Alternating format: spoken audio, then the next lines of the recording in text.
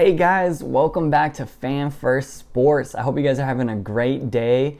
Today, we're going to be doing something a little different, but I had a lot of fun with, and that is going through my top 5 favorite Blazers that I've watched all time. It was extremely fun. In the future, I do have some football stuff I'm working on, along with some more Blazers, trade rumors, the coaching process as that moves forward. So stay tuned for that. But I'd love to hear what you guys think, some of your favorite Blazers of all time. So leave that down in the comments below, and we'll jump right.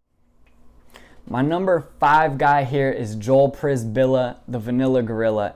I just gotta say, Joel is someone I love. I love players that play basketball the way he did. He played 8 seasons with Portland, and he was just a team guy, the got your back guy. I describe him as trash can players where they do all the dirty work. He's someone that will bang bodies, set big picks, and he at one point was arguably one of the best rebounding centers in the league. Just an incredible guy. Some of the things that he was labeled as, a got your back guy, the team player, a selfless player. He was nicknamed like hero of the trenches. This dude is just someone that would throw his body out there and always have his team's back, be in the middle of those arguments, getting chippy. Those are the guys you want to play with. And there just hasn't been a lot of people like Joel, but what he did, and every time I watched him, there was no way you could hate on him. You knew what his ceiling was as a player, but like what he did was so consistent, and just the things that you need in winning basketball.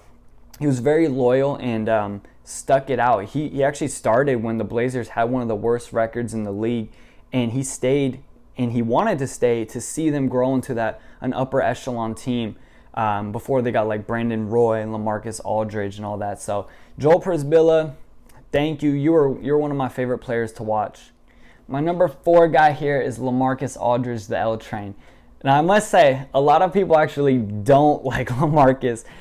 With that breakup that happened when he went to San Antonio, and some of the things he said just didn't resonate well with fans. And when he was open to like the reunion, right, when they were saying, hey, bring Aldridge back, I noticed the majority of fans didn't want him back.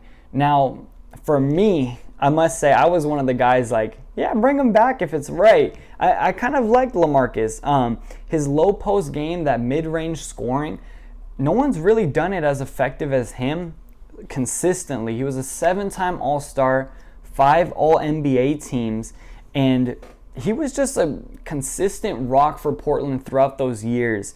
Some of my favorite highlights, if you've ever been to the Rose Garden or Moda Center during introductions, just hearing them play the train noise was always iconic to me.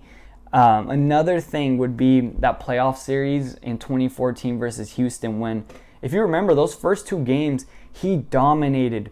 He was aggressive. He wanted the ball. He was taking his shots. He put up 46 and 18 and then followed it with a 43-point night.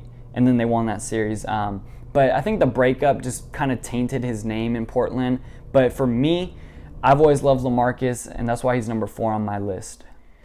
My 3rd all-time favorite Blazer, Brandon Roy. Now, career-wise, one of the saddest, right? For anyone that is an NBA fan, you know Brandon Roy and just how his knees debilitated him to the point where he just couldn't play big basketball. And it was really unfortunate because he was kind of a star in the making, right? He had all the tools. He was showing it.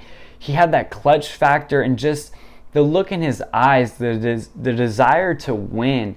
He really reminds me a lot of what Devin Booker is doing right now for the Phoenix Suns. Like, that is kind of how I saw Brandon Roy's career going. Like, just such a superstar in the making, and we were starting to see him put it together and get the recognition, and then the injuries happen. And to me, just one of the biggest what-if players of all time. He would still be going to this day, and just really hard to watch. But some of my favorite highlights, when he hit that shot, the game winner against Houston, that rainbow shot that was nothing but net, one of my favorite moments. Another was after he started to get some of those injuries, he really played a reserve role for Portland. He came off the bench, and in their series against Dallas, I think it was 2011, he came and had 18 points in the fourth quarter off the bench. He just went insane. He started hitting and one 3-pointers and then eventually hit the dagger to just put the game away and in a comeback win. And that was like amazing to see Brandon Roy, because he was already on that tail end of his career. But all said and done, he's one of the players that made me fall in love with basketball. And so that'll never be taken away. I have nothing but respect for Brandon Roy. My second all-time favorite player, Wesley Matthews. Now I just got to say, Wesley is everything I love in a basketball player. Grit, defensive intensity, effort. Oh, and he could shoot the 3-ball really well. In 5 seasons, he shot over 38%. And he made that iconic 3-point celebration, the bow and arrow. Just everything about him I thought complemented Dame so well too. They just worked off each other's strengths and weaknesses.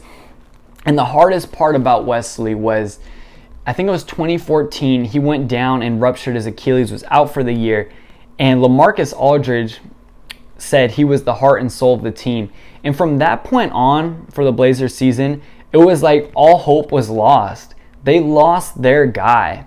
And what was even worse was that offseason, as Wesley was coming back from his injury and trying to get back stronger, the Blazers made no phone call, no text, no offer, and just let him go. And I was so sad. Wesley was just one of the greats. And I think a lot of his mentality came because he was that undrafted free agent. Had to work for everything.